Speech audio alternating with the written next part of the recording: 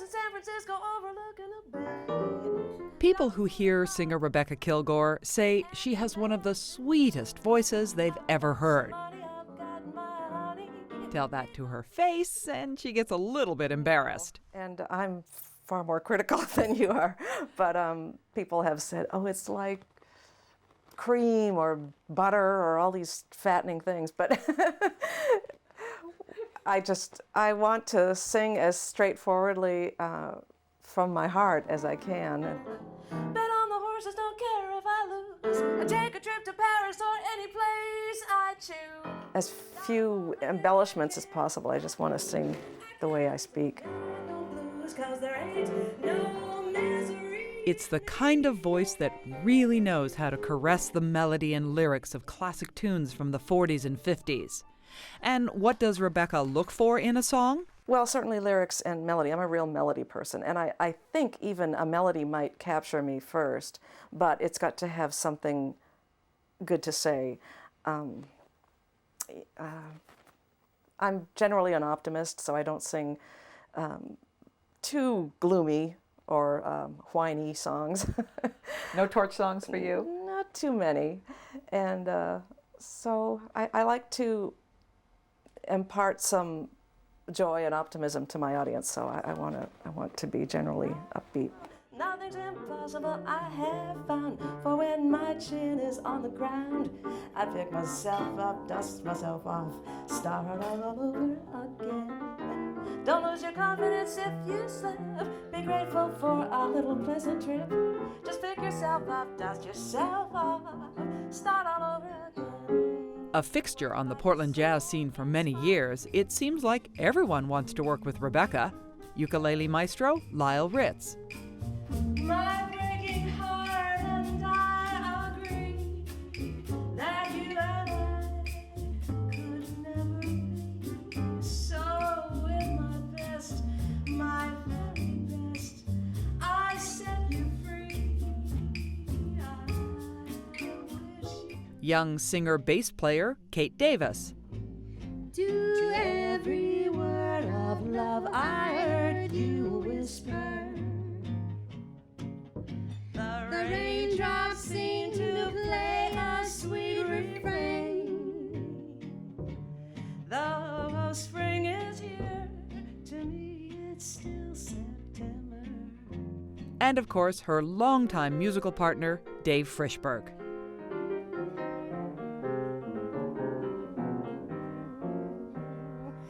Here am I, surrounded. As much as a natural as Rebecca seems to be, she never planned to become a singer. In college, she majored in art, then dropped out and was working as a secretary computer programmer. I had been a kind of a closet guitar player and singer, very shy. And I moved to Portland in about 1979, and one thing led to another. I became friendly with a band, and there was an opening in that band, and I tried out for it, and the rest is history. Yeah, I thought it was a fun experience. I really, really enjoyed it. I was new to Portland, so here were some instant friends. The music community in Portland is like a fraternity. It's very supportive, and I met wonderful people, and I just thought, wow, this is a lark, this is fun. And I was happy to be a singing secretary. But in the 90s, she needed to make a career choice. I was then doing a gig 2 nights a week, Wednesdays and Thursdays at the Heathman Hotel with Dave Frishberg on piano. And I loved it. And it was great. It was rewarding, enriching. People seemed to enjoy it. I was learning new material, and it was really fun. And then I would go to work the next day, and it was a very nice job. I have nothing against the job. I was working as a secretary at Reed College then. But I would be thinking about the music, and every once in a while I would be called back to my job, and oh yeah, and it became like an inconvenience to be at my work, and it felt like jumping off a cliff, but at that time I was willing to take the risk, and it's worked out. Won't be long.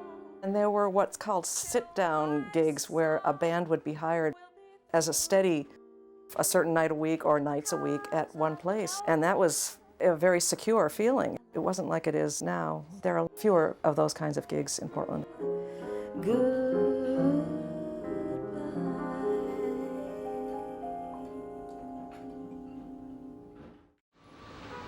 And to prove it, Rebecca took us on a tour of her old haunts.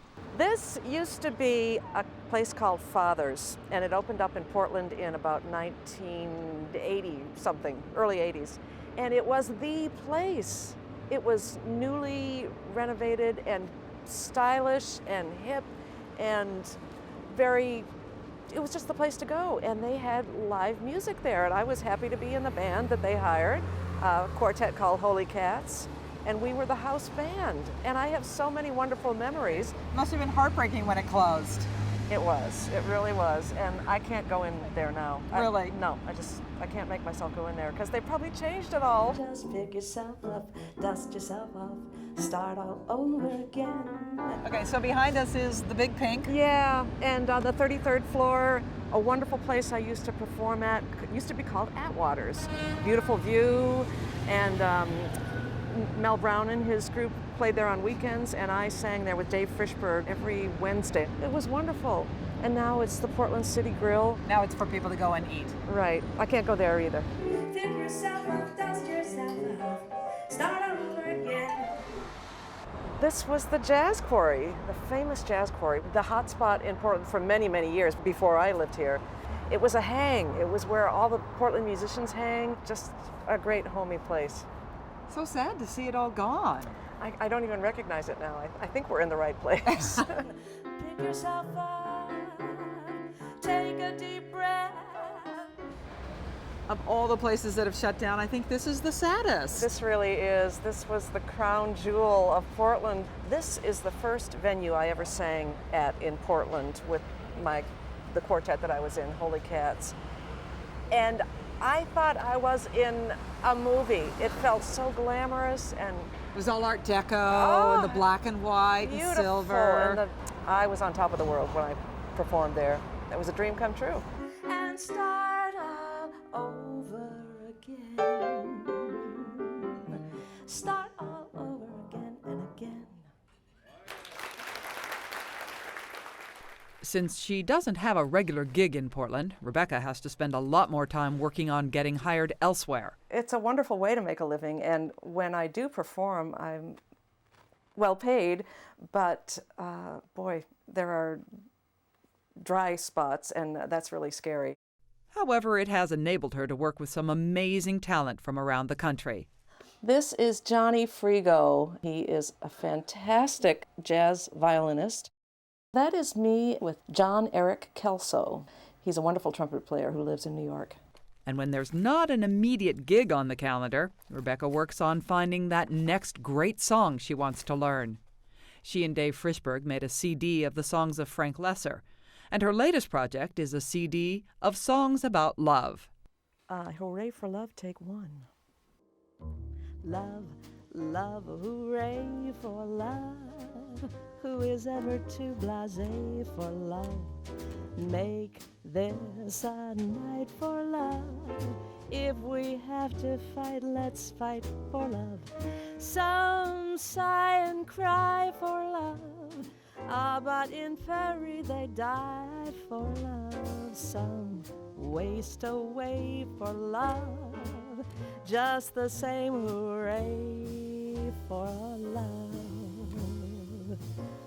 But wherever she sings and however often she sings, she knows she's lucky to be doing what she loves. Oh, down with love, just take it away, away.